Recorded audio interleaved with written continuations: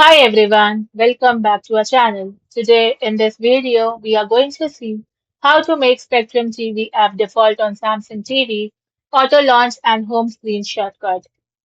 To make the Spectrum TV app your default app on a Samsung Smart TV, you need to configure the Tizen OS settings to automatically launch the last used app when the TV powers on. Note that Samsung's operating system does not allow you to lock any third-party apps as a permanent absolute default.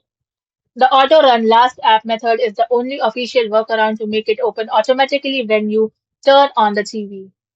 Now, to do it, press the home button on your Samsung remote and navigate to settings, which is the gear icon on the smart hub bar.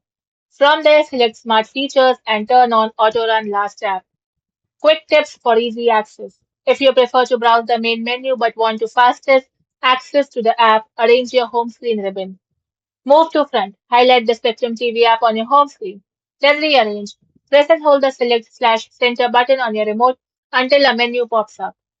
Now lock in place. Select Move, drag the app icon to the very first slot on the left side of your bar and press Select to drop it. Thank you for watching, and for more such informative videos, do like, share and subscribe to our channel.